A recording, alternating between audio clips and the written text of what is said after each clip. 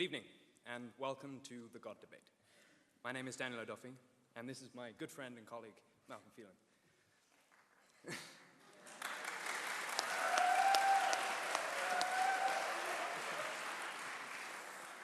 Together, we have organized the debate that you are about to enjoy. We would like to take a moment, however, to explain the purpose of this event and to recognize those who made it possible. Good evening. Thank you for coming. Thank you for waiting to finish that paper, missing that bookstore basketball game, rescheduling that club meeting, and passing up that dorm movie. Here at Notre Dame, we sometimes make the mistake of compartmentalizing our lives a little too much. Everything has a set time: class during the day, homework at night, party on Friday, recover on Saturday, and go to Mass on Sunday.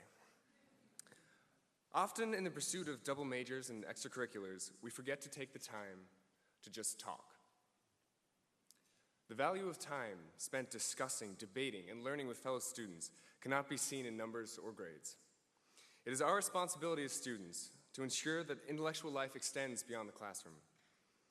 It is our responsibility to constantly question and explore by breaking down our familiar routines and shaking things up a little. And shaking things up a little is exactly what we're going to do here tonight. It's not enough to surround ourselves with like-minded people. We must sharpen iron against iron. The goal of this debate is to promote discussion, not just tomorrow, the next day, and not just in concert halls. The questions being discussed here tonight should be asked in dorm rooms, in dining halls, and at 4 a.m. in Rutgers. These questions are vitally important, whether we are theist or atheist or somewhere in between. The answers to these questions may never be fully resolved, but the speakers here today will at least shed some light on those questions. They'll shake our preconceptions and unsettle us just enough for us to search for our own answers. We should never stop looking. And that ideal, the pursuit of truth, is what has inspired this event. But this event would not have happened at all without help from many different people. First and foremost, we must thank Dean Joseph Stanfield for steering the project since its inception. We promised we wouldn't make him stand up, but why not? Dean Joseph Stanfield.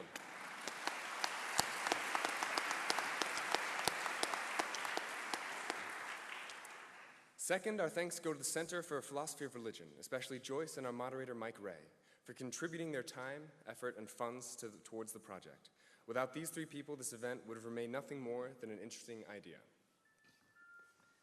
Thank you also to the staff of the DeBartolo Center for Performing Arts for hosting us in this incredible concert hall. Our gratitude also goes out to the Henkels family and their lecture series, as well as the Institute for Scholarship in the Liberal Arts, directed by Augustin Fuentes, for contributing enormously to this debate. For their support, we would also like to thank the College of Arts and Letters, the Center for Undergraduate Scholarly Engagement, the Learning Beyond the Classroom Grant, Father Theodore Hesberg, the Glynn Family Honors Program, the Department of Philosophy, the Program of Liberal Studies, and the Center for the Study of Religion Society, a long list. And a special mention to Cormac and Nick. Finally, it brings me great pleasure to introduce tonight's moderator, Professor Mike Ray. As well as helping set up the debate, Professor Ray runs the Notre Dame Center for Philosophy of Religion. A graduate with honors from UCLA and, more importantly, a double domer, Professor Ray is an instrumental figure in fostering intellectual discussion on campus. There's no better person to moderate a debate on these topics. Please welcome Professor Mike Ray.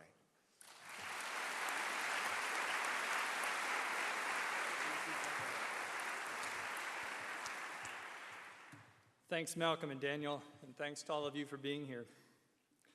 Since it was founded in the late 1970s, the Center for Philosophy of Religion has primarily been a think tank for research in philosophy of religion and specifically Christian philosophy. More recently, though, we've started to look for ways to promote more serious philosophical reflection and dialogue about religion and the Christian faith within the undergraduate community on campus. Remarkably, just as we were beginning to think about how we might do that, Daniel O'Duffy walked into my office, dropping not only the idea for tonight's event into our laps, but also over 2/3 of the funding and more than half of the organizational work already completed. Over the past several months, we've watched really in awe as Malcolm and Daniel have worked their magic. They've taught us how to put together an amazing show that will sell out to a crowd of students in 90 minutes flat without even a hint of football in the title. I'm excited to be here tonight, and I'm also excited about the prospect of putting on more events like this one in the years to come. The topic to be discussed tonight is the question, is religion the problem? Hitchens says religion poisons everything. Is he right?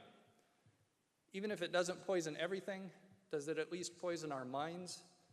Is religion, belief in God, just a virus of the mind, as Richard Dawkins thinks? Or is it the case, as D'Souza thinks, that maybe belief in God is perfectly rational and even a good thing? These are the sorts of questions that we're here to talk about tonight. On that note, then, we're delighted to welcome our two speakers, Christopher Hitchens and Dinesh D'Souza. Named one of America's most influential conservative thinkers by the New York Times, Dinesh D'Souza has spent decades at the forefront of politics, from serving as a policy analyst in the Reagan White House to teaching at Stanford University. Since the arrival of the so-called new atheists, however, D'Souza's focus has turned to defending religion. Having written the New York Times best-selling books, What's So Great About Christianity and Life After Death, The Evidence, D'Souza has fast become one of the world's foremost apologists, championing Christianity and Catholicism in particular in print, on television, and in debates around the globe. Christopher Hitchens, a self-described Marxist and anti-theist, is, one might say, the polar opposite of D'Souza. He was ranked as one of America's most influential liberals by Forbes magazine and has been hailed by the London Observer as one of the most brilliant journalists of our time. As with many of us, his life and thought have been significantly impacted by the religiously motivated violence and cruelty that he has witnessed firsthand and from afar. But unlike many of us, he has identified religion itself as the problem and has taken on the mission of opposing it. He's the author of numerous books, including the bestseller, God is Not Great, How Religion Poisons Everything, and he is now commonly characterized as one of the four horsemen of atheism. Teaming up with the other horsemen, Miller, Crowley, Layden, outlined against a blue-gray October sky.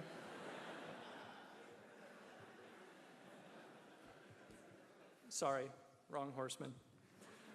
Teaming up with the other horsemen, Sam Harris, Richard Dawkins, and Daniel Dennett, Christopher Hitchens has traveled the world challenging religion and its defenders wherever they may be found. The structure of tonight's debate will be as follows. Hitchens will start, taking 15 minutes for his opening remarks, defending the motion that religion is the problem, followed by D'Souza with a 15-minute opposition to the motion. Each will then get 5 minutes for a rebuttal. After that, we'll have about 40 minutes for questions from the audience. There are 2 microphones on the ground floor on either side of the stage. If you have a question for either debater tonight, please line up in an orderly fashion behind the mics, no pushing, once I open the floor to questions. Each will be given a couple of minutes at the end for some closing remarks. Please remember that flash photography, freelance videotaping, and active cell phones are prohibited.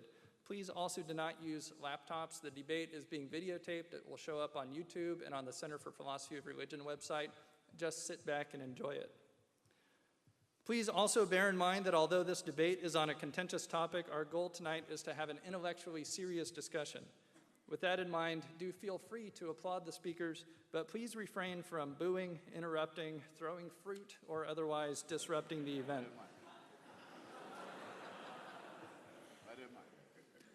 Finally, please remember that Notre Dame is the world's #1 institution in the philosophy of religion and also has one of the world's best theology departments. Any questions that don't get answered tonight, you can ask of your local faculty in the weeks to come. When you show up in their offices, tell them I sent you. No, don't do that.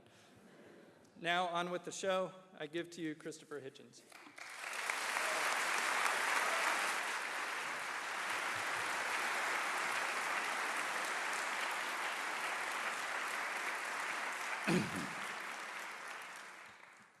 Thank you, Professor. Very generous introduction. Thank you, ladies and gentlemen.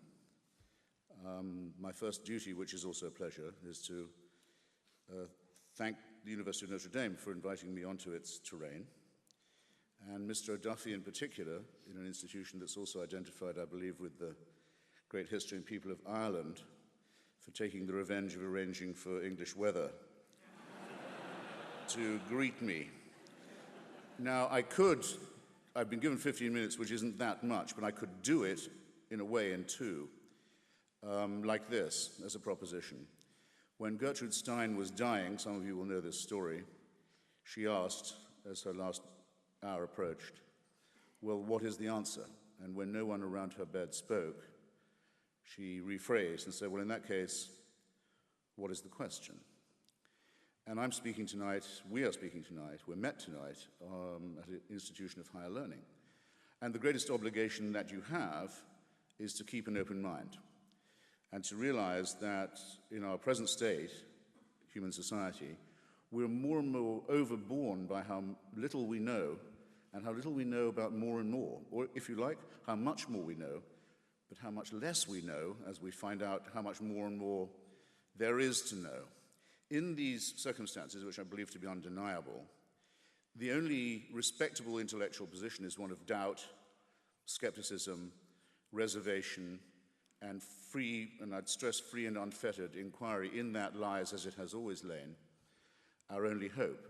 So you should beware always of those who say that these questions have already been decided. In particular, to those who tell you that they've been decided by revelation,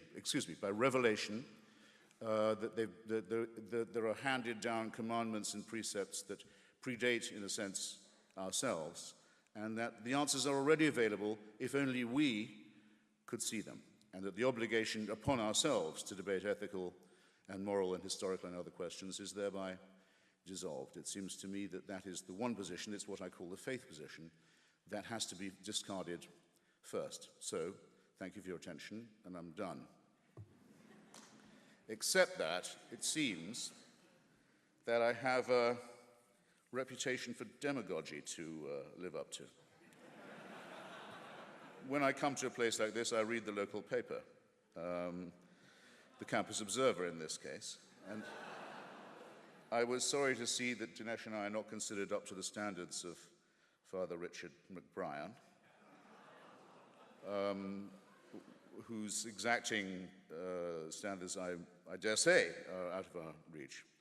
And I was also sorry to see myself and others represented in other papers, and in particular by a distinguished cleric in St. Peter's on Good Friday, who made a speech through which His Holiness the Pope sat in silence, Father Cantala Mesa, saying that people like myself are part of a pogrom, a persecution comparable only to that of the Jews, with the church in mind. This is the first time I've ever been accused of being part of a pogrom or a persecution.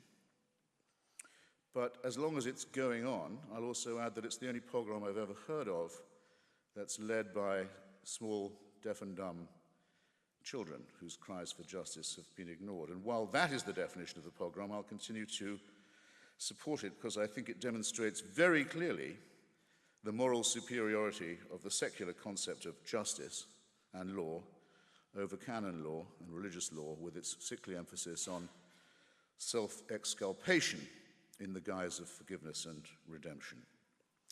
That's not the only reason why religion is a problem. It's a problem principally because it is man-made, because to an extent it is true, as the church used to preach when it had more confidence, that we are, in some sense, originally sinful and guilty. If you want to prove that, you only have to look at the many religions that people have constructed to see that they are indeed the product of an imperfectly evolved primate species, about half a chromosome away from a chimpanzee, with a prefrontal lobe that's too small, an adrenaline gland that's too big, and various other evolutionary deformities about which we're finding out ever more. A species that is predatory. A man is a wolf to man, homo homini lupus, as has well been said. A species that's very fearful of itself and others and of the natural order. And above all, very, very willing, despite its protestations of religious modesty, to be convinced that the operations of the cosmos and the universe are all operating with us in mind. Make up your mind whether you want to be modest or not. But don't say that you are made out of dust, or if you're a woman out of a bit of rib, or if you're a Muslim out of a clot of blood, and you're an abject sinner born into guilt. but add, nonetheless, let's cheer up.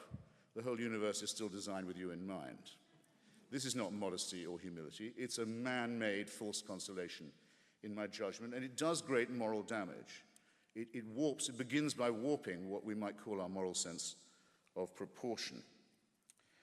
I wish that was all that could be said, though I think that's the most important thing.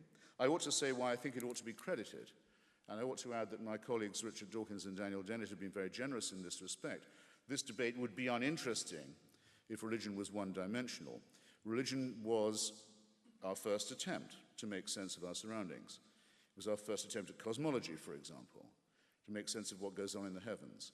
It was our first attempt at what I care about the most, the study of literature and literary criticism. It gave us texts to deliberate and even to debate about, even if some of those texts were held to be the word of God and beyond review and beyond criticism, nonetheless the idea is introduced, and it had never been introduced before.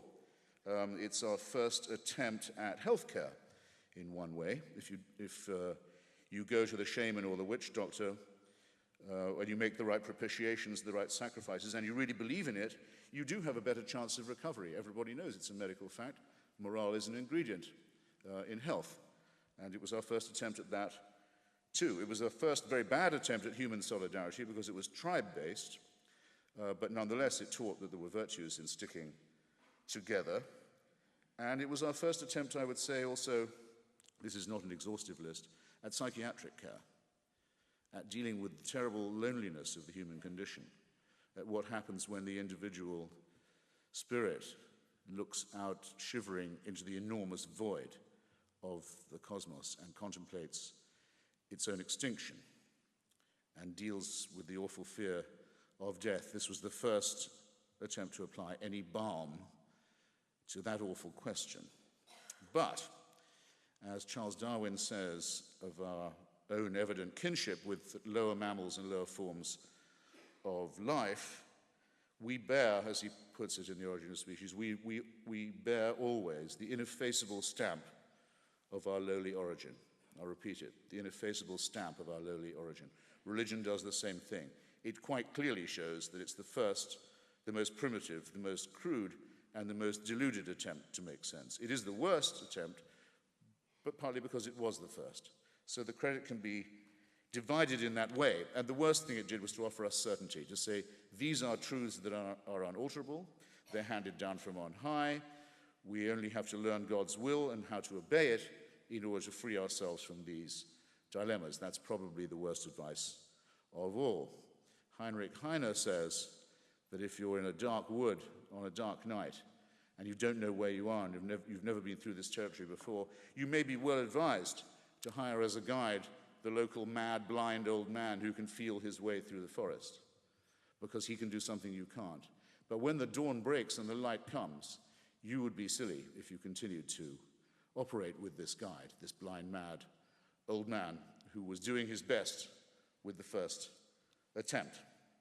To give you just two very contemporary examples, to have a germ theory of disease relieves you of the idea that plagues are punishments, that the church used to preach, that plagues come because the Jews have poisoned the wells, as the church very often preached, or that the Jews even exist and are themselves a plague, as the church used to preach when it felt strong enough and also was morally weak enough and had such little evidence. You can free yourself from the idea that diseases are punishments or visitations.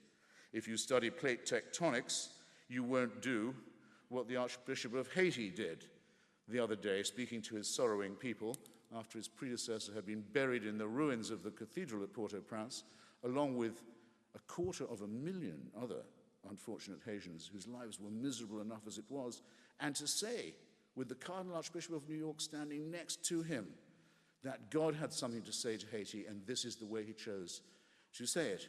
If you study plate tectonics and a few other things, you will free yourself of this appalling burden from our superstitious, fearful primate past. And I suggest, again, to an institution of higher learning, that's a responsibility we all have to take on. If we reflect, some people say the great Stephen Jay Gould, who I admired very much, from whom we all learned a great deal about evolutionary biology, used to say, rather leniently, I think, that, well, these are non-overlapping magisteria, the material world, the scientific world, and the faith world. I think non-overlapping is too soft. I think it's more a question, really, increasingly, of it being a matter of incompatibility, or perhaps better to say, irreconcilability. Just if you reflect on a few things I'll have time, I hope, to mention.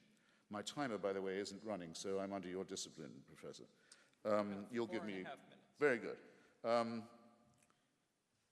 When we reflect that the rate of expansion of our universe is increasing, it was thought until Hubble that we knew it was expanding, but that surely Newton would teach us that the rate would diminish. No, the rate is increasing. The Big Bang is speeding up. We can see the end of it coming increasingly clearly, and while we wait for that, we can see the galaxy of Andromeda moving nearer towards the collision that's coming with us. You can see it now in the night sky. This is the object of a design, you think?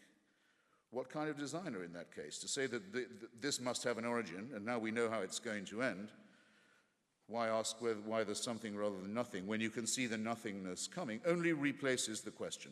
Faith is of no use in deciding it. And that's on the macro level. From the macro to the micro, 99.8% of all species ever created, if you insist, on the face of this planet have already become extinct, leaving no descendants.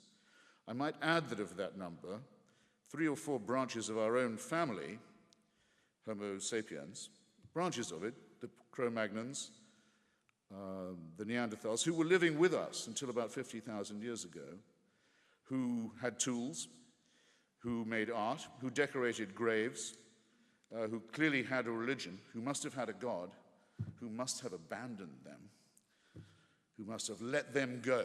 They're no longer with us. We don't know what their last cries were like. And our own species was down to about 10,000 in Africa before we finally got out of there, unforsaken this time or so far, to move from the macro, in other words, to the micro. Our own solar system is only halfway through its allotted span before it blows up. And as Sir Martin Ryle, the great astronomer Royal and professor of cosmology at Cambridge, and incidentally a believing Anglican, says, by the time there are creatures on the earth who look as the sun expires, they will not be human. It will not be humans who see this happen if our planet lives that long. The creatures that watch it happen will be as far different from us as we are from amoebae and bacteria. Faced with these amazing, overarching, titanic, I would say awe-inspiring facts, like the fact that ever since the Big Bang, every single second, a star the size of ours has blown up. While I've been talking, once every second, a star the size of our sun has gone out. Faced with these amazing, indisputable facts, can you be brought to believe that the main events in human history, the crucial ones, happened 3,000 to 2,000 years ago in illiterate desert Arabia and Palestine, and that it was at that moment only that the heavens decided it was time to intervene, and that by those interventions we can ask for salvation? Can you be brought to believe this? I stand before you as someone who quite simply cannot, and who refuses, furthermore, to be told that if I don't believe it, I wouldn't have any source for ethics or morality. Please don't pile the insulting onto the irrational and tell me that if I don't accept these sacrifices in the desert, I have no reason to tell right from wrong. 1 minute. 1 minute. Good.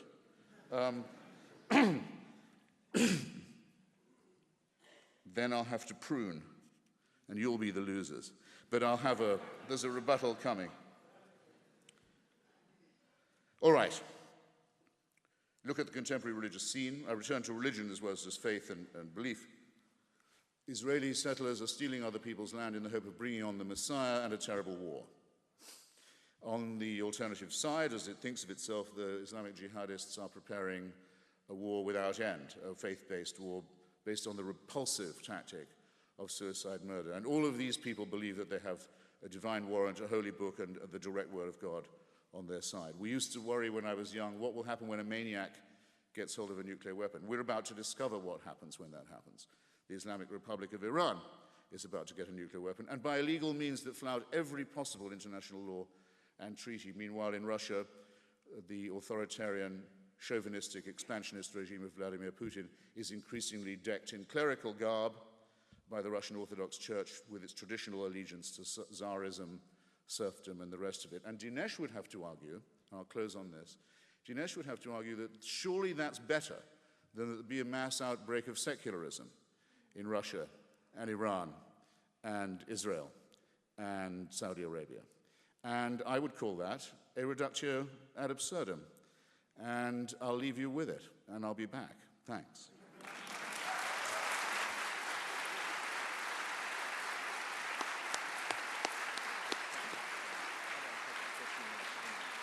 I don't know. And now Dinesh D'Souza. Do you want to use this one? It'd be great. Just face it my way. Yes. Go. Thank you very much. I'm delighted to be here.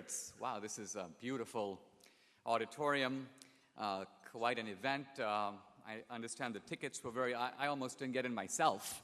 I have been listening with some interest to Christopher Hitchens. Listening to him, I feel a little bit like Winston Churchill during the Boer War. He said it is always exhilarating to be shot at without result. And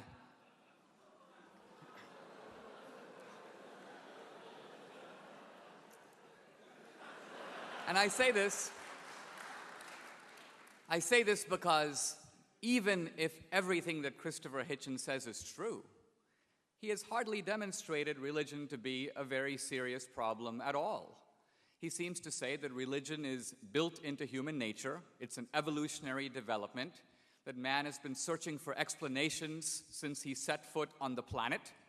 Religion supplied functional explanations. Now perhaps we have better ones. Even if all this were true, I'm going to dispute it and show it's not true, but even if it were true, this would hardly be a damning indictment of religion. Science itself has developed in the same way. It's been an explanation. It's gotten better over time. But what I want to do is meet Christopher on his own ground. He says we should be doubters, and I'm going to be a doubter. He says we should be skeptics, and I endorse that completely. In this debate, at no time will I make any arguments that appeal to revelation, scripture, or authority. I'll make arguments based on reason alone. And I want to engage the argument on Hitchens' own ground not by making the easy argument for the utility of religion. It's good for us, it makes practical sense, it's consoling. That's all true. I'm going to actually make an argument for the truth of religion. And the argument I'm going to make, well, I call it the presuppositional argument, but it's an argument that requires a little bit of explanation. Imagine if you're a detective and you approach a crime scene. And all the evidence points to a suspect, but it turns out he couldn't have done it. Why? Because the body was dumped in one location and he was in a completely different location. And then it hits you as a detective, wait a minute, perhaps the guy had an accomplice. Now, you don't know that he did, but the assumption that he did suddenly makes sense of all the other facts that were previously mysterious. Suddenly you see how the crime was committed to its very detail. If this seems like a little bit of an unusual way to argue, I want to emphasize that this is precisely the way in which scientists argue when faced with new phenomena. For example, scientists looking at galaxies out there have noticed that the galaxies hang together, and yet when you measure the amount of matter in them, there's not enough gravity to hold the galaxies together. They should be flying apart. And so scientists presuppose that there is some other form of matter, they call it dark matter, that must be there, exercising a gravitational force, so even though we can't see the dark matter, it's detectable by no instrument, it explains what we do see. The presupposition of dark matter clarifies the matter that is in front of us. Now, what I'm going to do is try to adduce some puzzling facts about life, and then ask whether the presupposition of God explains those facts better than any rival explanation. Christopher Hitchens has spent a lot of time telling us about evolution. And evolution as an effort to explain the presence of life on the planet. But of course, evolution does not explain the presence of life on the planet. Darwin knew that. Evolution merely explains the transition between one life form and another. That's very different from accounting for life itself. Consider, for example, the primordial cell. If you read Franklin Harold's book, The Way of the Cell, this is a biologist at University of Colorado in Boulder, he describes the cell as a kind of supercomputer. It is of a level of complexity. Even Richard Dawkins in his work describes the cell as a kind of digital computer. Now, the cell can't have evolved because evolution presupposes the cell. Evolution requires a cell that already has the built-in capacity to reproduce itself. So how did we get a cell? The very idea that random molecules in a warm pond through a bolt of lightning assembled a cell would be akin to saying that a bolt of lightning in a warm pond could assemble an automobile or a skyscraper. It's preposterous. Richard Dawkins knows it's preposterous, and therefore when asked, how did we get life originally, he said, well, maybe aliens brought it from another planet. It's ridiculous, but it's, in a way, the best explanation he could come up with other than intelligent design. So there we go. We have the mystery of the cell.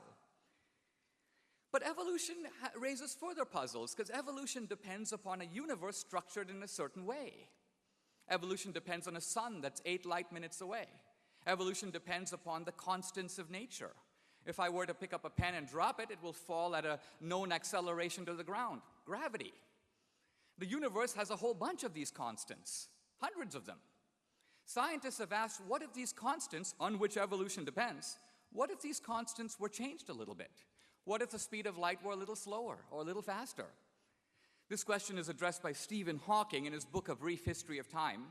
He says that if you change these constants of nature at all, and he's talking about the rate of expansion of the universe, he says if you change that not 10% or 1%, but 1 part in 100,000 millionth million, we would have no universe, we would have no life.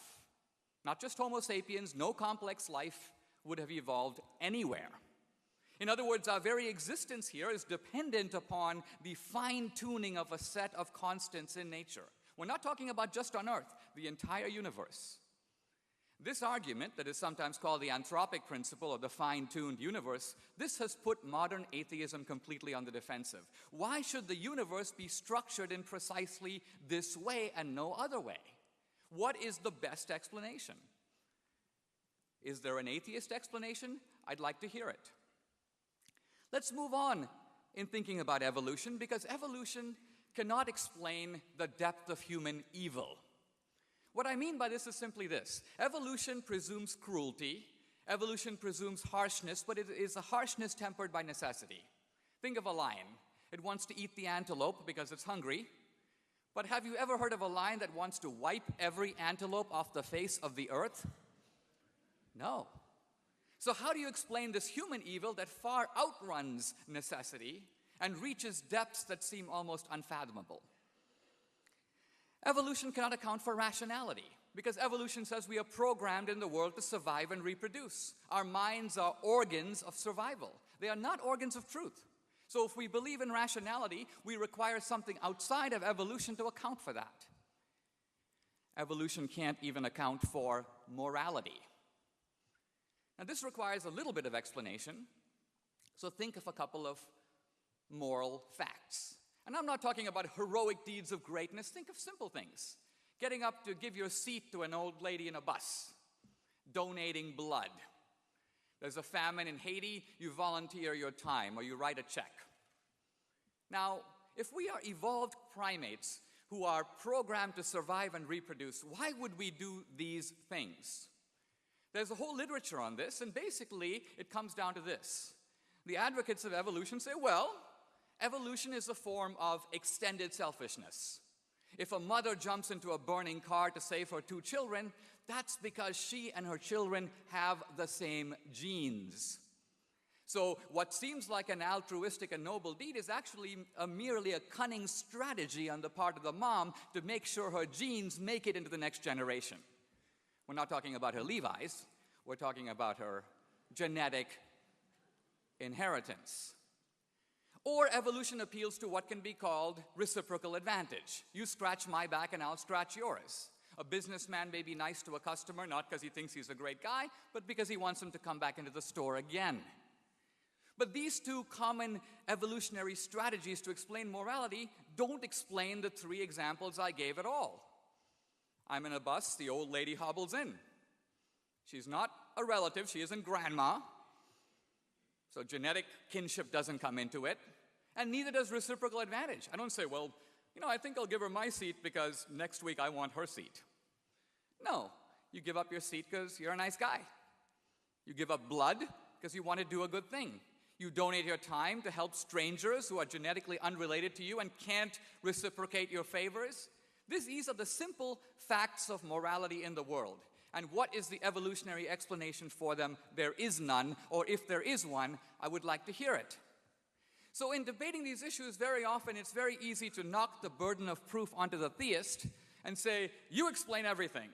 But no, in the world we're not in the position where there's only one explanation contending. There are rival explanations. There is a theist explanation, the God explanation, and there is a non-theist or atheist explanation. We have to weigh the two against each other. My contention is that the atheist explanation flounders when confronted with all these facts: the complexity of the cell, the fine-tuning of the universe, the fact of morality, the depth of human evil, the reality of morality in the world. What about the God explanation? Seems obvious to me. It does one heck of a lot better. Why do we have a cell that shows the structure of complexity? Because the cell has been intelligently designed, perhaps by an intelligent designer. Why does the universe show complexity and rationality? Well, those are the characteristics of the Creator who made it that way. Why are there depths of human evil? Because our lives are a cosmic drama in which good and evil are in constant struggle. The Christian story.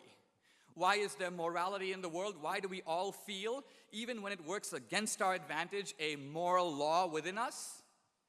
Well, that's because there is a moral lawgiver who gave it to us. So when we put it all together, the presupposition of God is invisible. I concede that. We can't see him. But if we posit him, all these mysterious facts, suddenly the lights come on. It provides an explanation. Now again, with any presuppositional argument, there may be a better alternative explanation. And so I put the ball into Christopher Hitchens' court to say, if you can explain these facts better than I can, I will happily, as a skeptic, concede to your point of view. Give me a better explanation for these facts. I leave you with this thought. Ultimately, we know that belief is good for us. If it was a primitive explanation of 3,000 years ago, why would it be the case that religion hasn't disappeared 3,000 years ago? Why is it the case that we're actually seeing religious revivals around the world? Why is the fact of religious experience? It's almost as if you go to a village and 95% of those people in the village say, we know this guy named Bill. Why? Because we interact with him, we relate to him, we have experience of him. 5 guys say, we've never met Bill, and 3 of them say there is no Bill. The other 95% are making him up. Now, which is more likely? Is it likely that the 3% are right and the 95% are lying or hallucinating? Or is it more likely that the 95% are right and the other 3% just don't know the guy? When you look at the fact of religious experience in the world today, to simply write it off as a primitive explanation of why ancient man couldn't explain the thunder seems idiotically unrelated to the fact that religion serves current needs and current wants. So religion is not the problem. God is not the problem. God is, in fact, the answer to the problem. Thank you.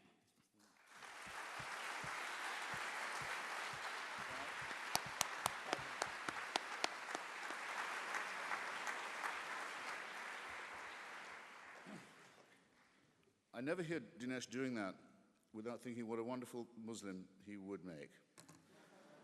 You try telling 100 people in Saudi Arabia that you don't think the Prophet Muhammad really heard those voices.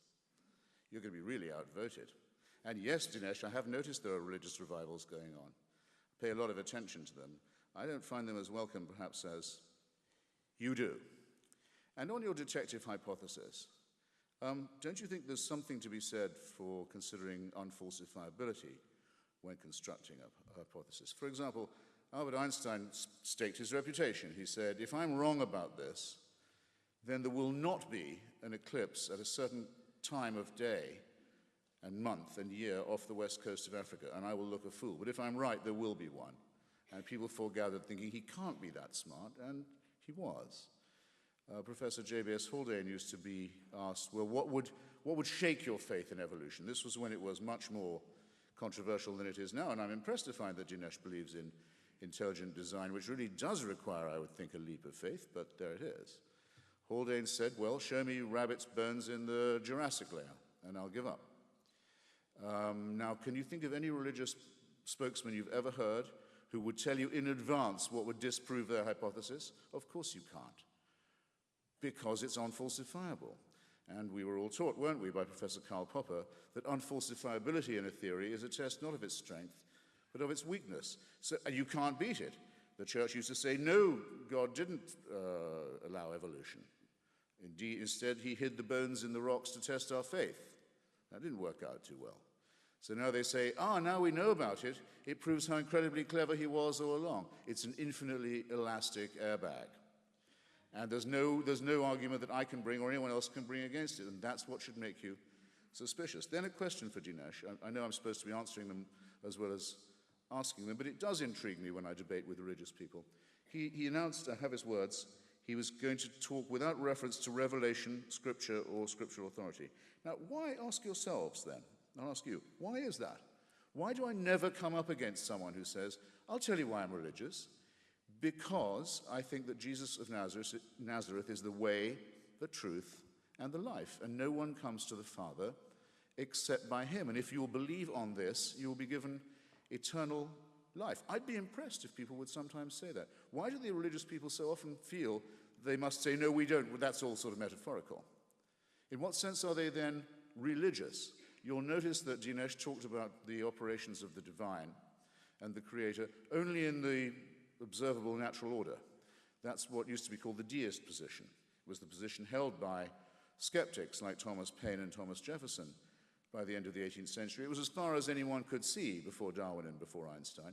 There appeared to be evidence of design in the universe, but there was no evidence of divine intervention in it. Very important point. The deist may say, and I would have to say, it cannot be disproved that there was a first cause and that it was godly. That cannot be disproved. It can only be argued that there's no evidence for it. But the deists, having established that position, if they have, has all their work still ahead of them to show that there is a God who cares about us, even knows we exist, takes sides in our little tribal wars, cares who we sleep with and in what position, cares what we eat and on what day of the week, arbitrates matters of this kind.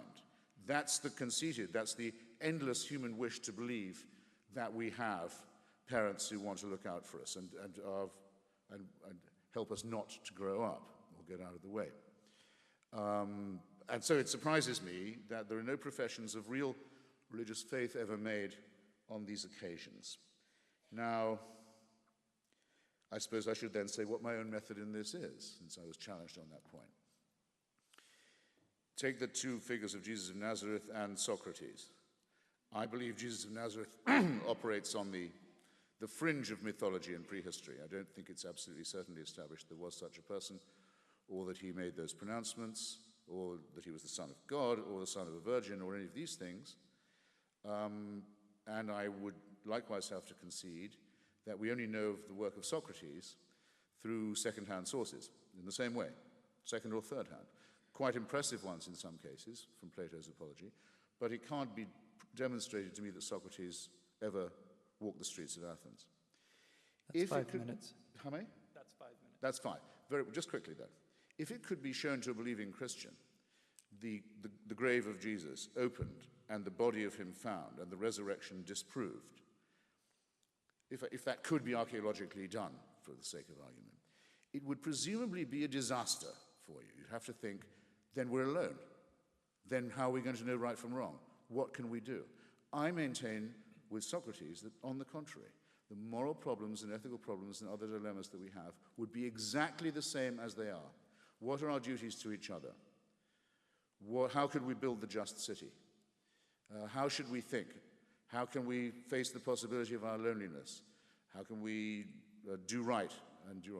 These questions would remain exactly as they are, and as they do. And so all that is necessary is to transcend the superstitious, transcend the mythical, and accept the responsibility, take it on ourselves, that no one can do this for us. And I would hope that in a great university, that thought might carry the day. Thank you.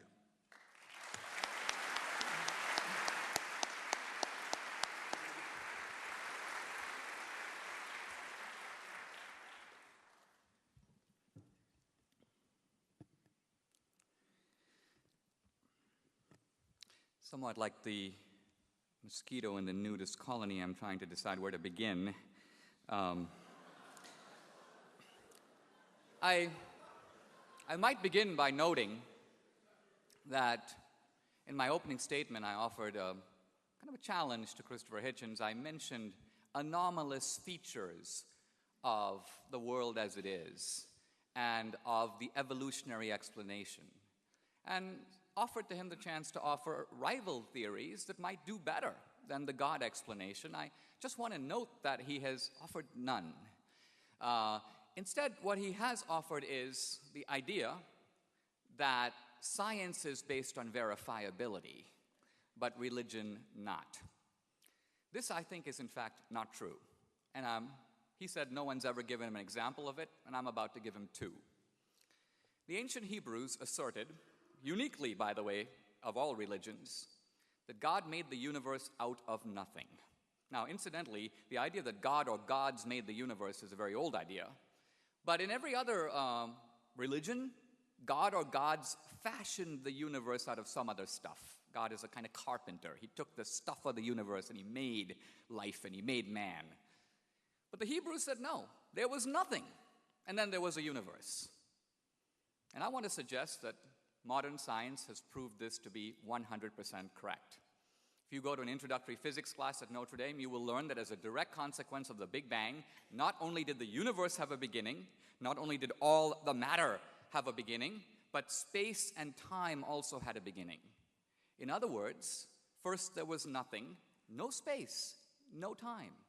And then there was a universe with space and time. Suddenly the Christian concept of eternity, of a God being outside of space and time, which for centuries was scientifically unintelligible, is now not only coherent, but riding alongside the most cutting-edge discoveries in modern physics and modern astronomy.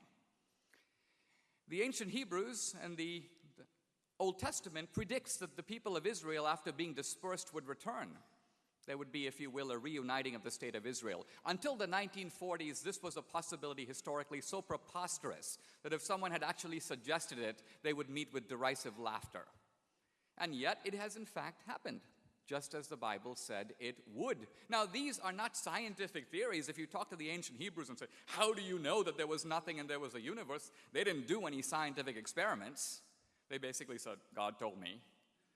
But I'm saying that if you look at that as a prophecy or as a factual claim about the world, we now know 2,000 years later that it is in its essence correct.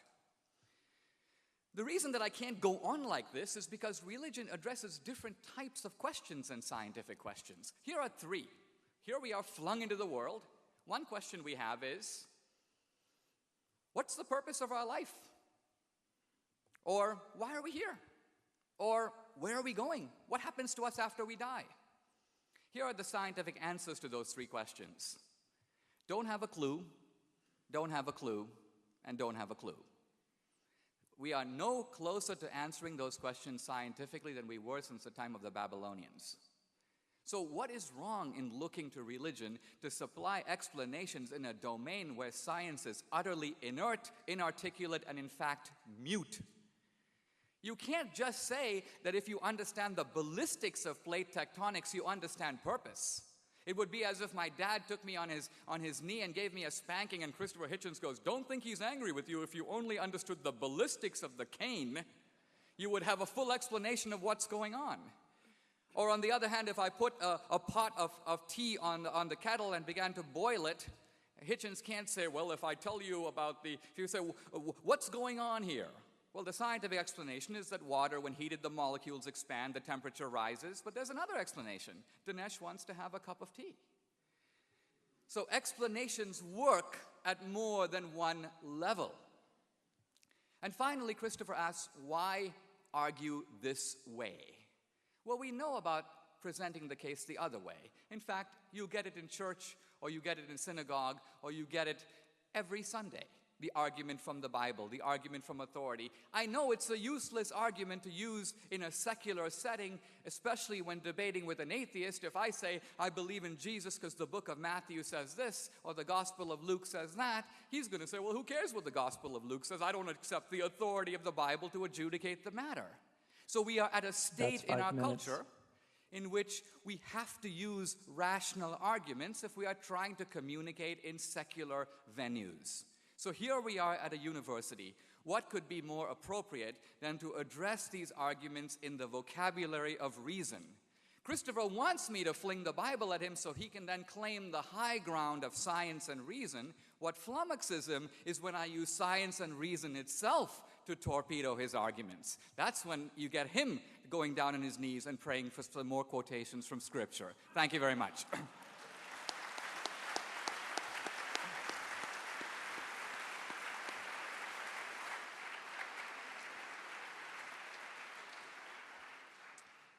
We now have time for questions. We have 2 microphones down in front. If you have a question for either of our speakers, please come forward and line up. It has been suggested that I start the question period with a question for each of our 2 speakers. That's an opportunity I gladly accept. After I'm done asking questions, I'll field questions from the audience. Please, you're free to indicate to whom your question is directed, but we'll give both speakers the opportunity to weigh in. Please limit yourself to 1 brief question. I'm the only one that gets 2. If your question runs long, I will interrupt and ask you to focus it. If it continues to run long, I will ask you to sit down.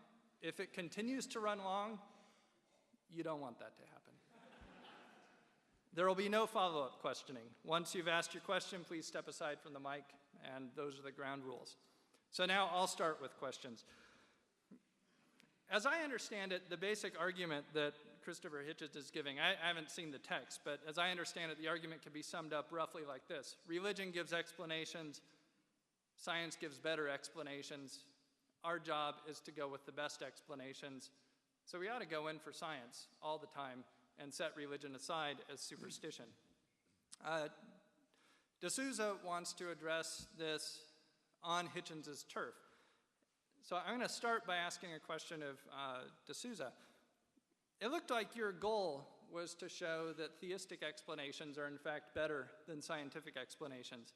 As I saw it, what you in fact said showed that scientific explanations are often problematic, incomplete, and gappy, but I don't think you showed that theistic explanations are better.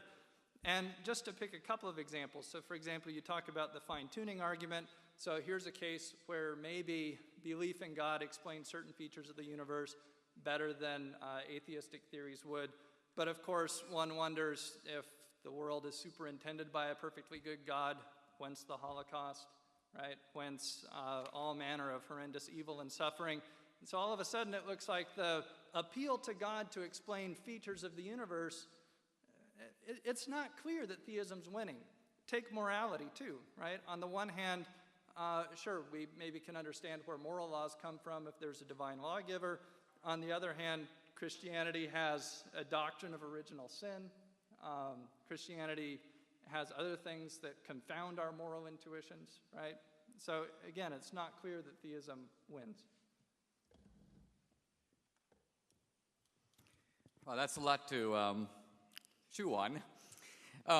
Look, the standards that I'm appealing to are, in a way, very intuitive. We have currently a major scientific project to look for life on other planets. Now, truth of it is, if we were to get information that on, let's say, the moon Europa, we found hieroglyphics some interesting architectural structures, some apparent roving vehicles. This would settle the argument.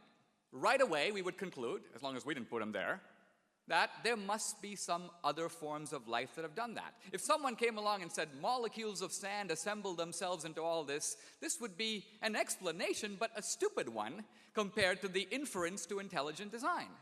So, in fact, the scientists say that even if we get radio signals in Morse code, they would be adequate to demonstrate the existence of intelligent life elsewhere. So, my point is, let's apply the reasonable standard. If we see a fine-tuned universe, what's more likely? Someone fine-tuned it, or it fine-tuned itself? Could the universe have created itself out of nothing? Is there some alternative explanation for the data at hand? No. So I'm simply saying, let's go with the best explanation. By the way, my argument isn't eternal. If 20 years from now you had a scientific argument that was better, that said, hey, we figured it all out, I would go with that. I would have to drop this argument. I'm saying that in the current mode of knowledge and thinking, this is a successful explanation. You can't change the subject and say, well, now explain the Holocaust. That requires a different set of rebuttals. I would say the Holocaust is a product of free will. God didn't do the Holocaust, Hitler did. The Nazis did. To try to deflect blame to God for human action voluntarily undertaken is to minimize the human capacity for evil. But whether or not that argument works, it has nothing to do with the design argument. And finally, morality, very briefly. Again, if evolution could adequately account for morality, let's remember that the atheist premise is that we are evolved creatures in the world, and that's it. So evolution has to do a lot of work. It has to explain the human desire to give blood to strangers. If it can't do that, then it fails as an adequate explanation for a very important form of human behavior, morality, that is seen in every culture known to man. It requires explanation. I have an alternative explanation. That in human beings there are two parts. We are evolutionary creatures in the world. That explains why we desire sex and we desire food to survive, to reproduce. But then I have this other thing inside of me, what Adam Smith calls the impartial spectator. And that's another voice. And it's in me, but it's not of me. In fact, it's often stopping me from doing what I want to do. It's blocking my self-interest. Where does that come from? How does evolution account for that? So I'm saying that the God hypothesis casts more light on that subject, the hypothesis of a moral lawgiver. In fact, even the hypothesis of a life to come. You may say a final court in which our moral deeds will be adjudicated. Explains why we act the way we do now. Otherwise, our own behavior is incomprehensible to us. That's the strength of the presuppositional argument. Do you want to comment on this or just take my question for you? I think both. I'll stand up for your question, and I'll see if I can do both. But I know people are impatient to get to the next segment. Bring it on. My question for you is very quick. Your argument seems to rest on the idea that religion is an explanatory enterprise and that the warrant for believing the doctrines of a particular religion comes from their explanatory value. Why would you think that? Well, because of religion's own very large claims. And because, it's something I didn't have time to go into, because not all these religions can be simultaneously true. I mean, there are enormous numbers of competing religions. It's another reason that it's obvious to me that they're man-made. It's what you would expect if it was man-made, that there'd be lots of religions with incompatible claims and theologies, and that this would lead to further quarreling. Either one of them is completely true, as the Roman Church used to say, it was the one true church. Some of its members still do, or all of them are false, or all of them are true, which of course can't be true. Now to Dinesh, and the matter of anomalies and the question of ex nihilo. Half the time when I debate, it's people saying, nothing can come from nothing, you can't get something from nothing, so since there is something, someone must have wanted there to be something. Not, I think, a very impressive syllogism. I can't do it all this evening, but it's very easy for anyone to go and see Professor Lawrence Krauss deliver his brilliant lecture online called The Whole Universe from Nothing, which explains to you how indeed you can get very large numbers of things from nothing with the proper understanding of quantum theory. And then tonight Dinesh says, really there was nothing, and the Hebrews were so clever that they knew that. And therefore they must have been right about God as well. This is ridiculous. The ancient Hebrews also thought that God made man and women out of nothing or out of dust and clay, whereas we have an exact knowledge, or increasingly exact knowledge, of precisely the genetic materials in common with other creatures from which we were assembled. And then, not content with that, he says biblical prophecy is true in respect of Palestine. This is an extraordinary thing, and you were right to mention the Holocaust. If it's true that God wanted the Jews to get back to Palestine, then it must have been true that he wanted their exile to be ended, the galut, as it's known to Zionism, the exile, the wandering. And we know how that wandering was ended, by Christian Europe throwing living Jewish babies into furnaces. Well, that must be part of the plan then, mustn't it? And some rabbis used to claim that, by the way. They used to claim that the Holocaust was a punishment for exile. And then people started to desert the synagogue, so they shut up about it until the 1967 war. And then when the Israeli army got the Wailing Wall back, they said, we shouldn't have spoken so quickly.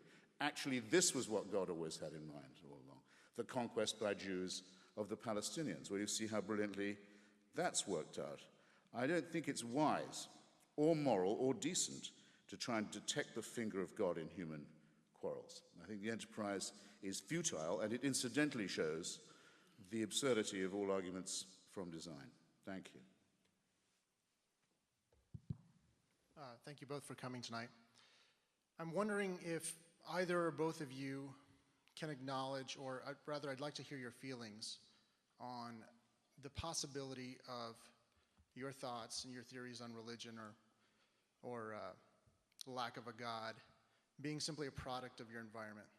Or to phrase another way, if you were born to a different family in a different place, perhaps with a different skin color, Christopher, would you still be an atheist? And Dinesh, would you still be, I'm assuming, Christian, a believer in religion? Or could the roles be completely reversed? And are your theories and your thoughts strictly based on your upbringing? Well, was it to me first? Well, in that case, I can start with a compliment to Dinesh, because in one of his books, he tells the story of asking his father in India, Daddy, everyone around here seems to be Hindu, with quite a few Muslims. Why are we Christians? And his father said, because, Dinesh, my lad, the Portuguese Inquisition got to this part of India first.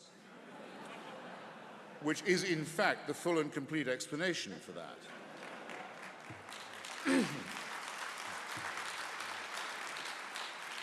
Actually, So you can tell Dinesh was very well brought up in this respect, and he's made the most of it. Obviously, in my case, this does not apply because, obviously, if you ask someone in Buffalo, why did you go to the Roman Catholic Church, he'll say, because my parents were from Poznan. It's the overwhelmingly probable explanation. Why did you go to a Greek Orthodox church? My parents were born in Thessaloniki. Of course, this is true, but there are a lot of people who convert. In fact, quite a large number of Muslims on their way out of Islam embrace Christianity, which is a very risky thing to do. It must be something they care a lot about, and I think one should take seriously. And though it was relatively easy for me, being born in England and emigrating to America, to leave the Church of England behind, that, believe me, is no sweat. Our great religious poet, our great Christian poet, George Herbert, refers to the sweet mediocrity of our native church. What do you get if you cross an Anglican with the Jehovah's Witness? Someone who comes to your door and bothers you for no particular reason.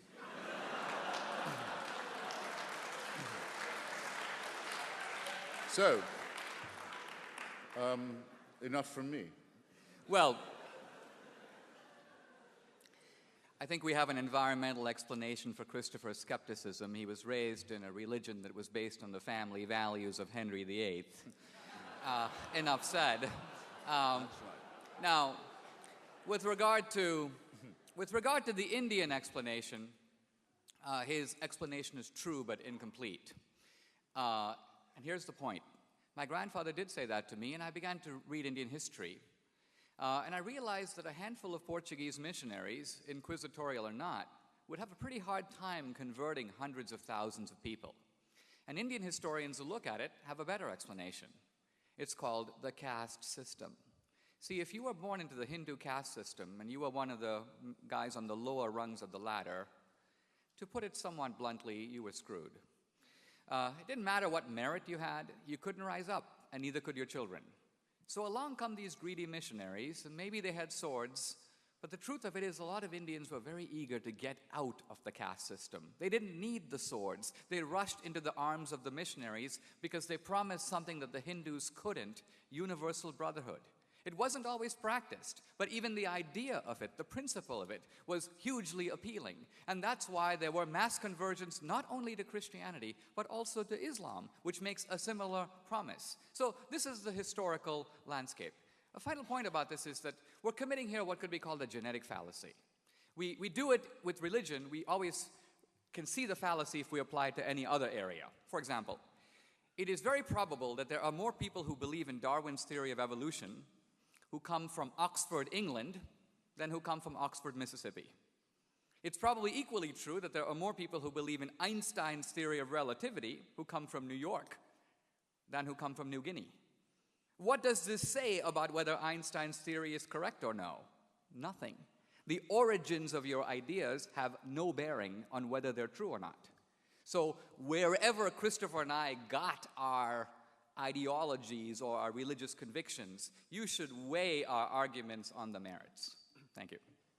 Thank you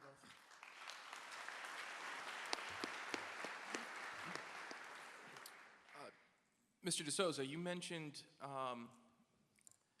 that you would only speak basically in secular terms, in terms of defending your faith without appealing to revelation or anything of that sort. Do you feel that there is an advantage for the world population at large for religious people to be required to defend their faith in such a venue, or do you feel that we would be better off if you had the luxury of only defending your faith within congregations of the faithful and without counterpart skeptics to demand that sort of intellectual line? I've argued that I think that Christians need to learn to be bilingual. And by that I mean to speak perhaps two languages, a Christian language at home or in church, and a more secular language in the public square. Not because we want to wear two faces, but because we want to make our arguments accessible to people who may not share our assumptions. And so a lot of times, if someone says, what do you think about gay marriage? The Christian opens to the book of Leviticus, not recognizing that the person he's talking to does not recognize the authority of Leviticus to decide the matter. So it becomes a futile enterprise, two ships in the night. The only way to have debate is to meet on some common ground. And in that sense, I think in a democratic society, the common ground of reason is a perfectly appropriate language for democratic discourse. So what we're doing here is a secular intellectual enterprise. If I was speaking, as I sometimes do, in a megachurch or at a Catholic event, I might speak in a little different language, but that's because I'm speaking to an audience with different assumptions.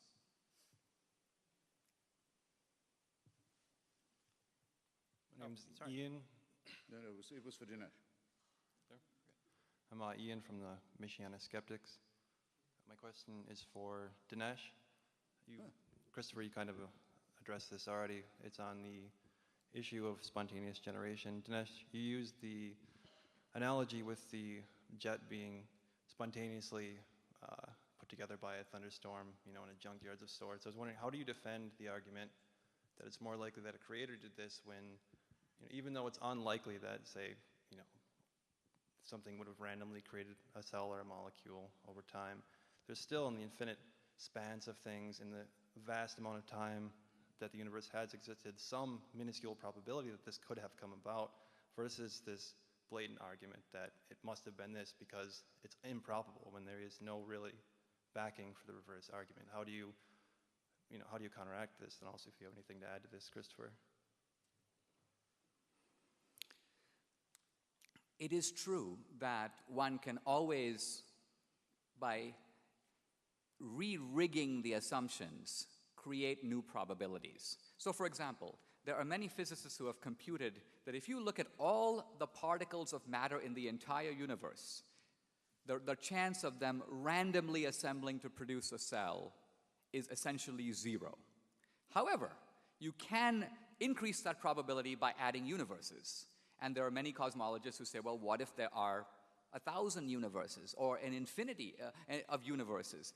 Then, in the infinity of time, and that's a problematic statement in itself, But with an infinity of universes, an infinity of transactions, even improbable events do occur. The problem with that is you can call it not only a scandalous violation of Occam's razor, it's essentially syllogistic promiscuity. Because what is the evidence that there is even one other universe other than our own? Empirically, none.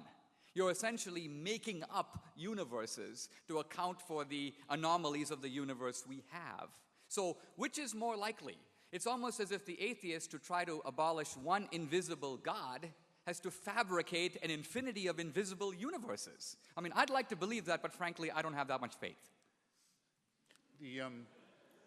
The person violating the principle of William of Ockham here, I think, though, Dinesh, is you. I mean, everyone remembers what Laplace said to Napoleon when he produced he was the greatest scientist of his day, his orrery, the solar system as viewed from the outside, never been done before in model form. And the emperor said, well, there doesn't seem to be any God in this apparatus. And Laplace said, well, Your Majesty, it happens to operate perfectly well without that assumption.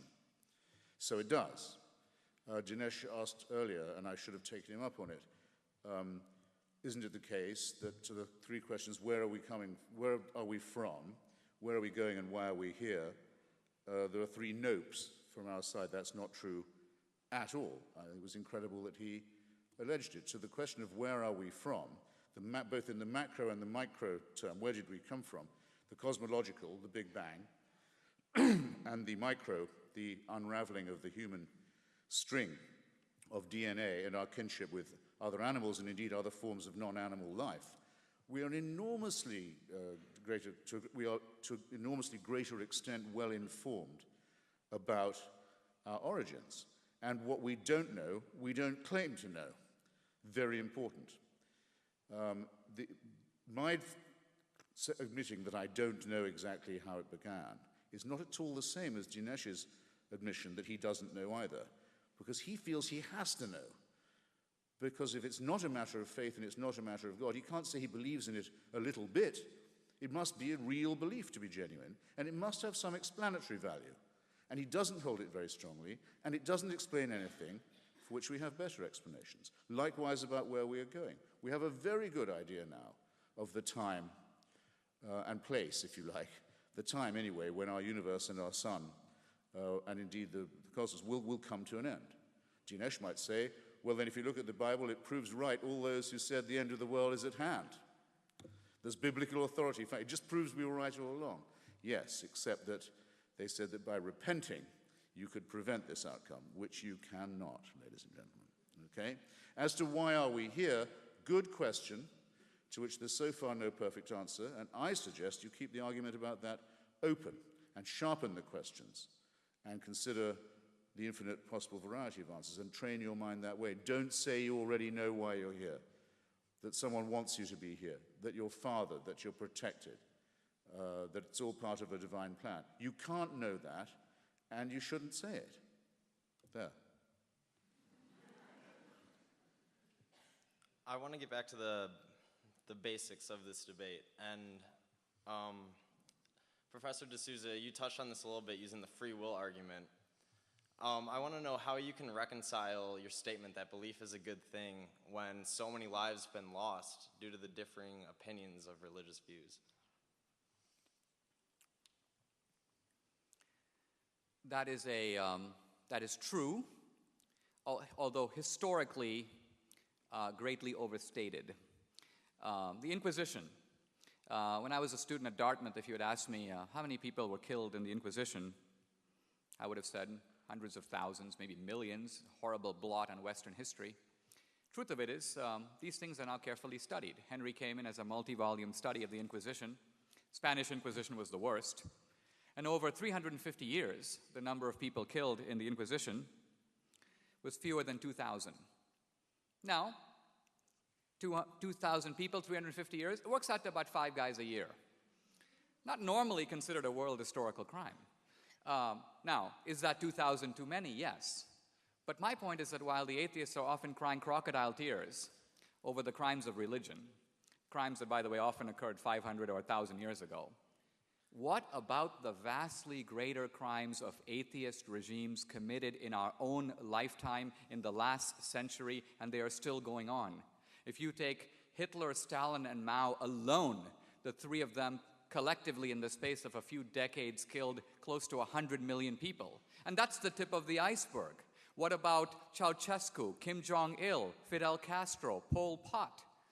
Pol Pot, he's a junior league atheist. Normally you don't even name the guy. But his Khmer Rouge regime in Indochina, following the Vietnam War, kills about 2 million in about 3 years. 2 million! Even bin Laden in his wildest dreams doesn't even come close. So I'm all for looking at the historical record, but let's look at it fairly and not blame religion for crimes when there are vastly greater and more recent crimes committed by atheist regimes. Let's look at all sides of the ledger.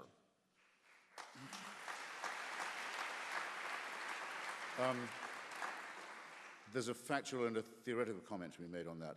First, I think you're flat out wrong on the Inquisition. Not that the numbers game is crucial, but the Inquisition in the Americas caused Father Bartolomeo de las Casas to convene a great meeting at the University of Salamanca to consider whether the Christian world should ever have gone as conquistadors, because the genocidal price paid by the people of old Colombia, pre-Colombia, was so high. Slavery, torture, burning. No one knows what the numbers are, but they're horrifying. The second, the 30 Years' War has to be considered a war of religion, and we don't know how many people were killed there either, but the retarding of civilization was absolutely gigantic, as well as the appalling harvest of innocent population. Third, at the beginning of the First World War, a clash of empires, all of the imperial leaders were, in a sense, theocrats. The Ottoman Empire was a theocracy by definition. Kaiser Wilhelm II was the head of the Protestant Church in Germany. The Tsar of Russia was the head of the Russian Orthodox Church in Russia. The King Emperor of Britain, George V, was the head of the Church of England, as you say, rightly founded on the family values of Henry VIII. Civilization has not recovered from the retarding process of that war either. In fact, we never will get over what happened in that war. And those are wars of religion. Just to stay with the point of fact and on the allegation that the other killers are secular. Of the first one you mentioned, Adolf Hitler, it has to be said that I can almost give you the page reference of Mein Kampf, where he says that his desire to slaughter the Jews is because his fealty to the work of the Lord. He regards it as a holy cause. That's in Mein Kampf. Maybe he doesn't have the authority to say that, but you can't call him secular. On the belt buckle of every Nazi soldier, it read, Gott mit uns, every single one of them, God on our side. Just as the Confederacy had Deo Vindice as its official motto in the Civil War for slavery. It's been calculated by the Catholic historian Paul Johnson that up to 1/3 of the SS were confessing Catholics. If you change the word fascism, if you take it out of the history of the 1930s, just remove it, pretend it doesn't exist, call it a propaganda word, insert instead extreme Christian right wing. You have not to alter, you don't have to alter a thing about the spread of fascism from Portugal through Spain, across to Croatia, to Slovakia, where the head of the Nazi puppet regime was a priest in holy orders, Father Tiso. Vichy, Austria, you know the story, or if you don't, you should. Or anyone here who considers himself a Catholic should know that. This is not, I'm sorry to say, ladies and gentlemen, secularism. Of the others, I would actually say Pol Pot had a very extreme idea of a restoration of the old Buddhist authority known as the Angkar. But let me not quarrel too much. What was wrong with these heroic mass murderers? That they all thought that they could bring about an ultimate history. They all thought that with them, history would be consummated. History would in fact come to an end. They were messianic. The whole problem to begin with is the idea that human beings can be perfected by force, or by faith, or by conquest, or by inquisition. That can take an explicitly religious form or just another messianic form, but it reinforces the point I began with. Take nothing for certain. Don't believe in any absolutism. Don't believe in any totalitarianism. Don't ask for any supreme leader in the sky or on earth, for that way lies madness and torture and murder, and always will. May I answer briefly, just given the nature of the topic? Let me say very briefly, first of all, Las Casas was not protesting the work of the Inquisition. He was protesting the work of the conquistadors. There's a big difference between the Spaniards who came for greed and gold and to take slaves, and the church, which sent missionaries. The missionaries were on the side of the Indians and convened the debate at Salamanca, at which the Pope decided that the Indians have souls and that the Spanish conquest should be stopped. Never in human history, by the way, has a ruler ordered a conquest stopped for moral reasons, and it was the missionaries who made that argument. So factually, it is not true that the deaths of the Indians, most of which, by the way, were through malaria and other diseases to which they had no immunities, but it had nothing to do with the missionaries. It was driven by the greed of the conquistadors. The 30 Years' War. Look at the history of the 30 Years' War and you'll see, look at the alliances. If they broke down neatly into Catholic versus Protestant, you could say perhaps it's a religious war, but they didn't. Catholic France began to ally with the Protestants the moment that the Protestants began to lose. Right away you see that territorial wars over power and land are now being presented as wars of religion. Was World War I a religious war? That would make every war a religious war. World War II was a religious war. In other words, just because France is Catholic and England is Protestant doesn't make it a religious war if they're fighting over territory. Hitler. Now, here we have to be a little careful, because in Mein Kampf, Hitler has a long section on propaganda in which he says, do not be afraid to lie to make your case. There is a book edited by the distinguished historian Hugh Trevor Roper called Hitler's Table Talk. It gives detailed accounts assembled by Martin Boring himself of Hitler's views on a wide range of subjects. Hitler hated Christianity. He was not a religious believer. He might have been some sort of a Teutonic pagan. He might have believed a weird form of ancient polytheism, but no recognizable form of monotheism, and he detested Christianity. Not so secular. Undoing the Lord's work was tactical. He wanted the support of the Bavarian Catholics and the Lutheran Protestants, and so he invented what he called the Aryan Christ, the Christ who comes back to avenge himself on the Jews. The churches didn't go for it. So this is a complex history. I've written about it myself. The bottom line of it is, my point isn't that Hitler was an atheist, but that the 20th century saw secular regimes which tried to get rid of traditional religion and morality and establish a new man and a new utopia, the secular paradise. And look what it brought us, an ocean of blood, a mountain of bodies. So for this reason, I'm concluding that it is this effort to enforce secular utopia and not religion that is responsible for the mass murders of history.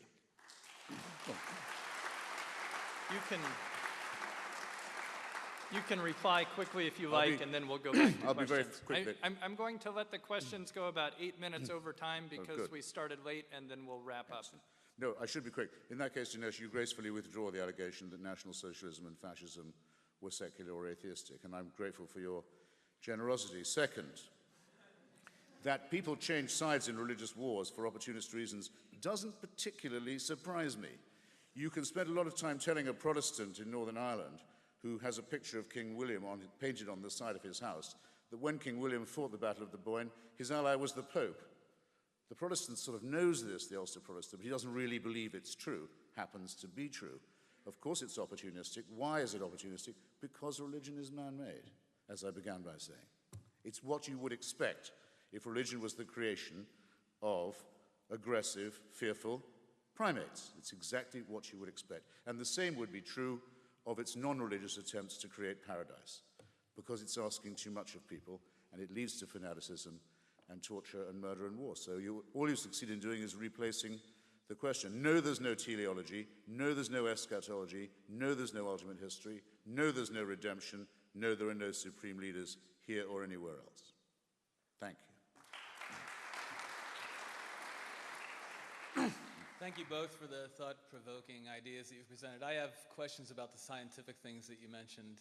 One was sort of raised earlier. You mentioned the cell as this complex thing, as if it is theorized that it arose spontaneously. And I may be out of date, but I remember reading theories at some points about more chemical molecules that began reproducing much before any actual cells.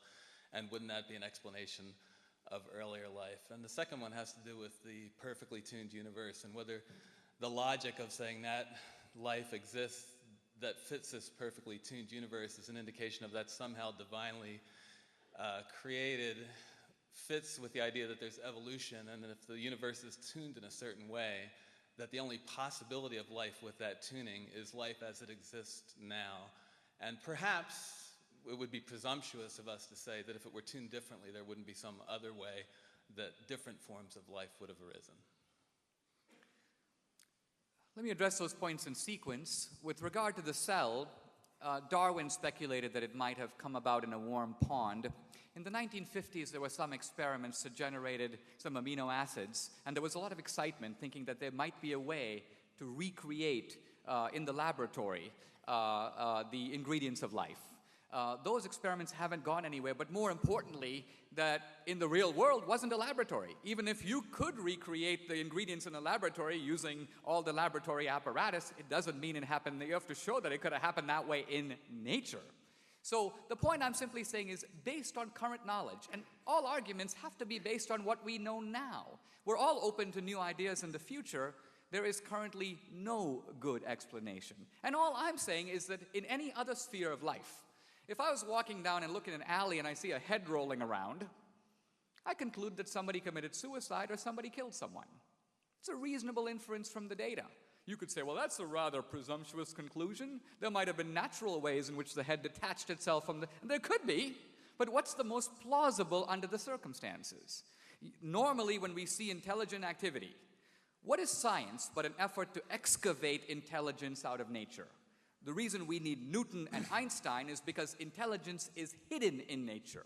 E equals mc squared doesn't jump out at you. You gotta test nature and pull it out. So if nature is an embodiment, a network of intelligent systems, isn't the most reasonable explanation that intelligence put it there? If we need intelligence to get it out, how to get there in the first place? This seems to me to be nothing more than a direct inference from the facts. Now, I want to say a word about Larry Krauss, who was mentioned earlier, the physicist. The universe coming out of nothing. There's a lot of verbal jugglery that's going into all this. Imagine if I were to try to show the following. Money comes out of nothing. Proof? All assets will be counted as plus. All liabilities will be counted as minus. The pluses and minuses cancel out. We have money, but there's a zero on the balance sheet. Money comes out of nothing. You would say this is a little bit sleight of hand. Basically, what's going on today is what physicists like Krauss do is they identify all energy as positive, but all gravitational energy as negative. They presume that the total amount of positive and negative energy cancels out, and therefore the universe came out of nothing. It didn't really come out of nothing. There's a whole lot of energy there, but by defining one kind of energy as plus and another kind of energy as minus, presto, they cancel out, and you've got... So what I'm getting at here is I want to show the acrobatics to which modern atheism has to go. This, by the way, is not science. Krauss is trying to make an atheist argument in an atheist venue, drawing on science. But I'm saying, look at the lengths to which the guy has to go to try to defy the normal operations of reason to tell us that not only a molecule, but an entire universe, wow, popped out of absolutely nothing. You can believe it if you want to, but it sure does take a lot of credulity. I'll try and be terse, but first, I earnestly entreat you, ladies and gentlemen, to watch Professor Krauss's lecture for yourself and not accept that parodic version of it. On the nothing question, as it touches on ourselves, as it happens, it's rather more marvelous than almost anything in any holy book. All the elements from which we and our surroundings are made are from exploded stars, from the stars that blow up and die at the rate of one every second and have been doing that since the Big Bang. Isn't it rather magical to think that we're all made out of stardust? Never mind, as Professor Krauss says, never mind the martyrs. Stars had to die so that we could live. This is a very essential reflection to be having, and it dwarfs the religious explanations. You didn't notice, Dinesh, that the gentleman asked at the end, couldn't it have turned out another way, which I think was possibly the crux of his question. I'd recommend another study to you. Sorry, excuse me. Professor Stephen Jay Gould, who I mentioned flatteringly earlier, in spite of my disagreement with him about the non-overlapping magisteria, did a marvelous paleontological book called The Burgess Shale. This is a half of a mountain that's fallen away in the Canadian Rockies, revealing the whole interior core of a great mountain. So you can read off as if on a screen it's more like a bush actually than a tree, all the little tendrils of evolution of reptiles, birds, plants, and so on as they sprout up, branch off. And many of them stop. Nothing happened to them. They were quite promising, but they went nowhere. And it doesn't go up like a tree. It goes all over the place like a bush. Well, says Professor Gould, it's one of the most unsettling, vertiginous thoughts I've ever heard from a paleontologist. Suppose that we could, which in a way we can, rewind this as if onto a tape. Get the Burgess Shale, get the outlines of the book, rewind it, play it again. There's absolutely no certainty it would come out the same way, that all those branches would go off and diverge and die out or flourish in the way that they do as they did. It's completely governed by uncertainty. There are any number of conceivable outcomes up with which evolution could have come. It's another version of our selfishness, our self-regard, I might say, our solipsism, that we cannot easily unconvince ourselves that all of this happened so that the Pope could condemn masturbation. If I can offer a very, very brief rebuttal. We're now plumbing into the depths here a little bit. I do want to point out that Gould's thesis, rewind the tape of life and it would come out differently, which is by now a few decades old, is challenged by the world's leading expert in the Burgess Shale, Simon Conway Morris, a paleontologist in England, and also by Christian de Duve, a Nobel laureate in chemistry. And their argument is no, that essentially Gould had it wrong. Gould was guessing that every evolutionary pathway would cut very differently. But the latest evidence is that that's not so. Consider the evolution of the eye. For a long time, in a sense, 6,000-year creationists would say, how could the eye evolve? Turns out that the eye has evolved multiple times, and it's evolved in similar ways. That is telling us that evolution is not this random thicket. It tends to converge to solutions that are similar, even when faced with different kind of organisms and different kind of problems. So I recommend to you not only Conway Morris and de Duve, but also a book called Rare Earth by the paleontologist Brownlee, which basically looks at why we haven't found life on other planets, rare earth. And their conclusion is that the conditions for life to exist are so particular that it's actually reasonable to expect that life exists only here, only on this planet. It seems almost incredible, but when you think about it, it actually makes sense. Consider this. Our life is completely dependent on the sun. The sun is This is more than brief. Oh. You're right, I'm being carried away, so I'll stop here and we'll go to the next question. Do you have a very brief reply? It's so nice and how much we progress. No one now argues against the evolution of the eye. Now the argument of the evolution of the eye is completely conceded, and then it's used against Stephen Jay Gould. The thing to read there is Richard Dawkins' chapter on the multiple evolutions of the eye, including the fish that have four, is to be found in Climbing Mount Improbable, to which I also recommend you. I agree with you that it's very overwhelmingly likely that our planet is the only one that supports life. Certainly, we know in our own little suburb of the solar system that all the other planets don't support life. They're either much too hot or much too cold, as are large tracts of our planet, and we have every reason to know now that we live on a climatic knife edge, and in the meantime, our sun is preparing to blow up and become a red dwarf. I ask you, whose design is that? We will take one more question. I'm going to ask each of our speakers to let their reply to this question also double as their closing remarks. Now I feel bad, though. It better be a great Choose well, man. Okay, Tread softly, for you tread on our dreams.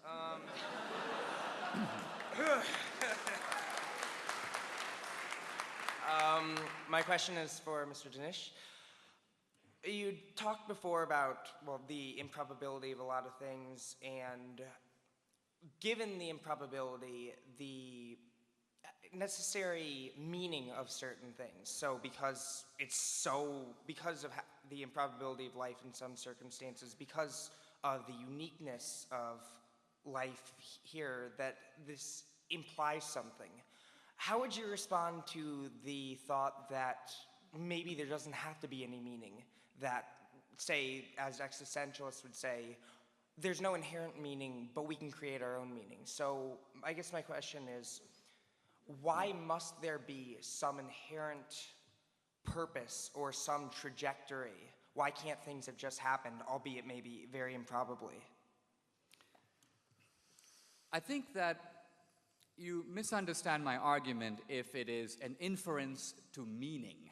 I'm not saying we have improbable events, we've got to figure out some kind of meaning.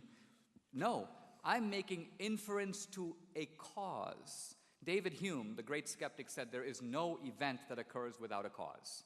Now, true, in the weird world of the quantum, we can find exceptions to that rule.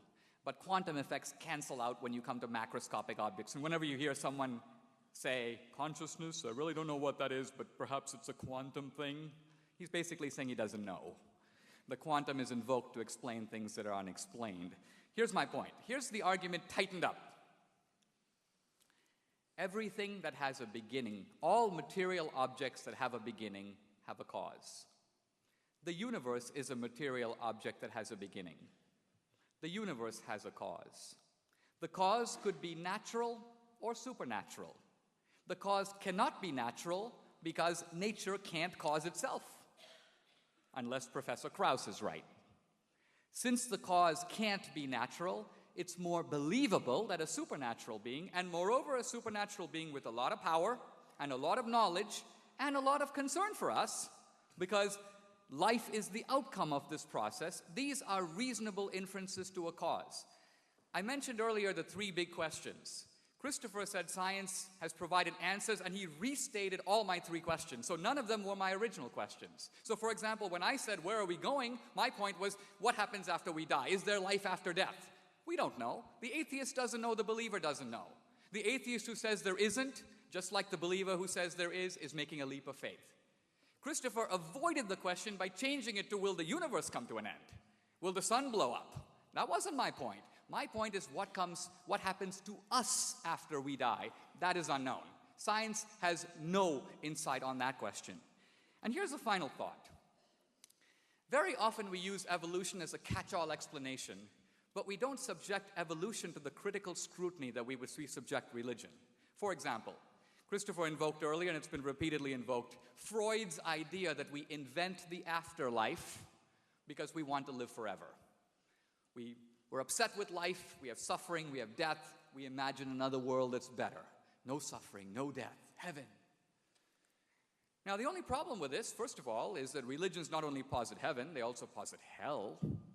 And if you're going to make up another world to compensate for the difficulties in this one, it's very odd that you would make up hell. Hell's a lot worse than diabetes, or even death, because death is just turning off the computer.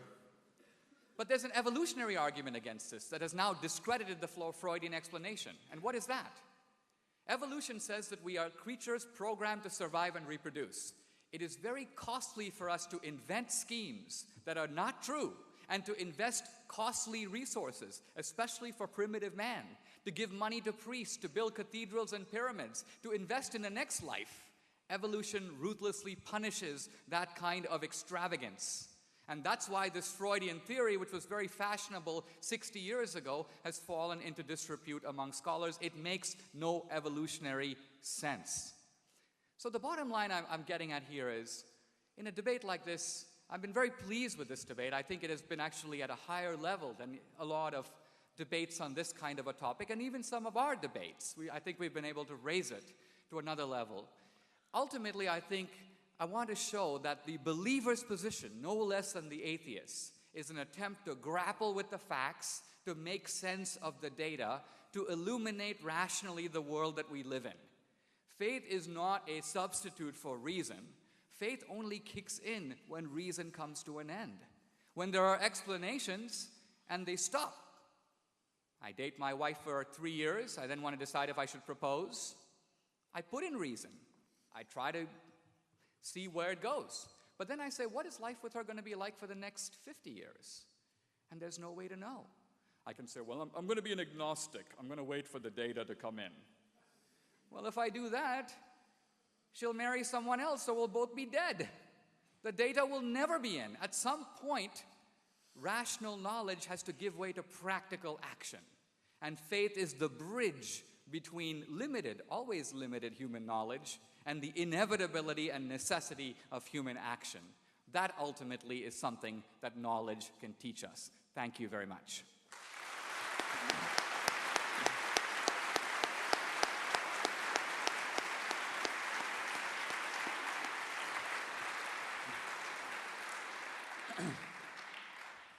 Well, if I'm not mistaken, that was a meaning of life question there, wasn't it? Wherefore and whenceforth meaning. Good, a good way of winding up, if you like.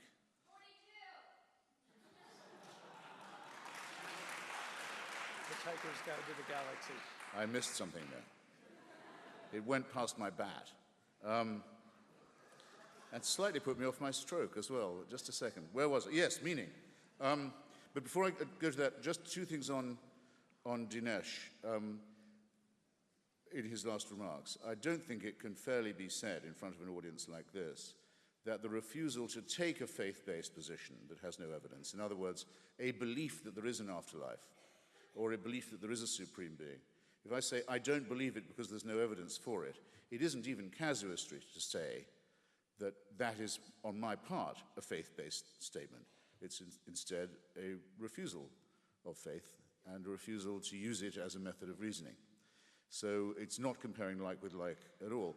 Second, not just completely to defend Sigmund Freud, Dinesh is right in criticizing Freud's future of an illusion to the extent that when people are subject to wish thinking, we might expect them to be purely hedonistic, only to want the best, to say, let's imagine a comforting future while we are about it. Something that will cheer us all up. As a matter of fact, we're not as nice as all that. We don't want everyone going to hell. Excuse me, we don't want everyone going to heaven. As the old English sect used to say, we are the pure and chosen few, and all the rest are damned. There's room enough in hell for you. We don't want heaven crammed. And the great existentialist Jean-Paul Sartre said that hell is other people, but actually what many people mean is hell is for other people. And they have just as strong a wish, thought, that other people suffer eternally as they have the thought and the wish for themselves that they should be in paradise. You can see it very explicitly when you see other versions of the paradise myth, like the Muslim one, or early Christian versions, where part of the pleasure of being in heaven was knowing that other people were burning forever.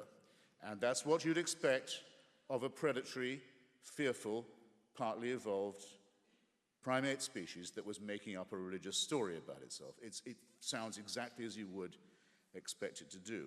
All right, well, believing in none of that, in fact, thinking it's an evil and futile belief, people have the nerve to ask me, well, if you don't believe in heaven and hell, what gives your life meaning?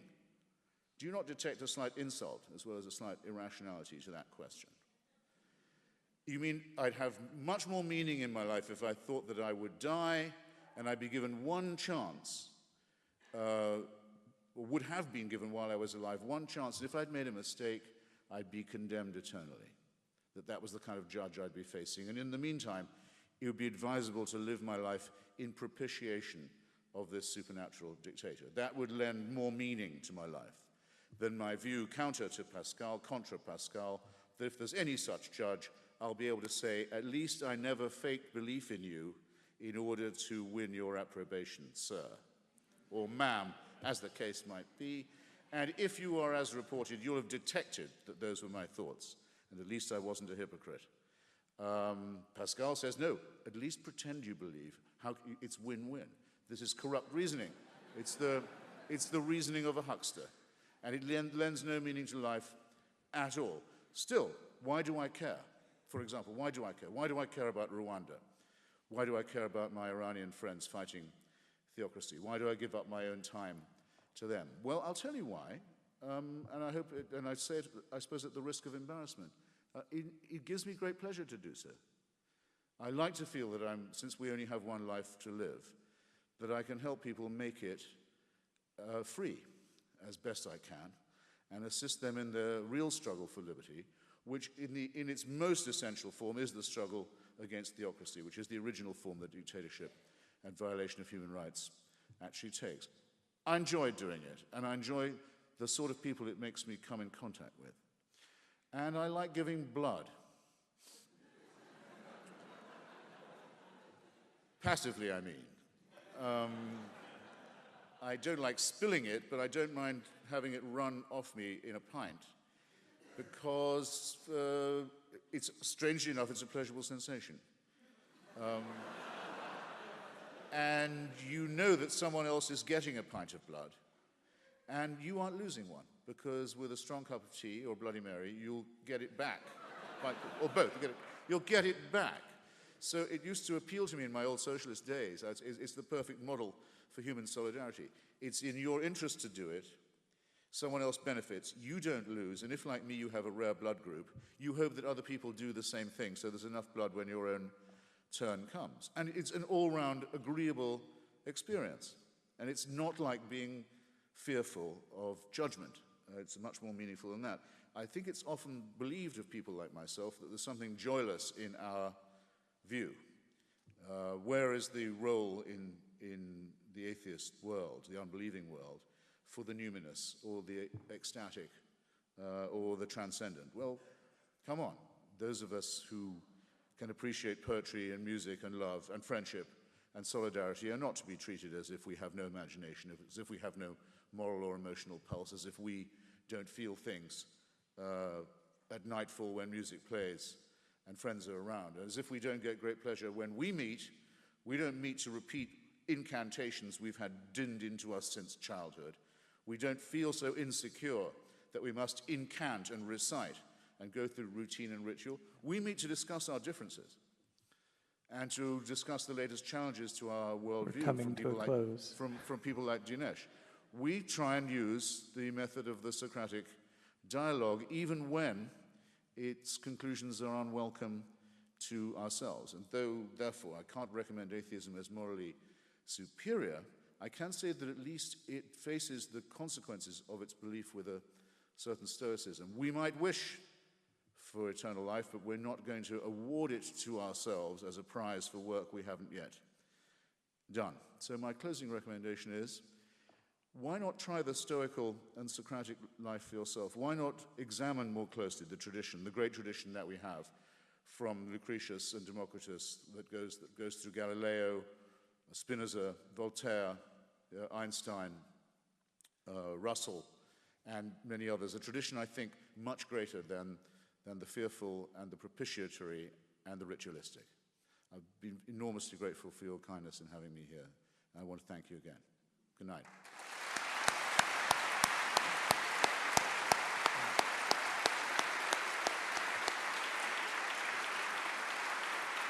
Thank you all for coming.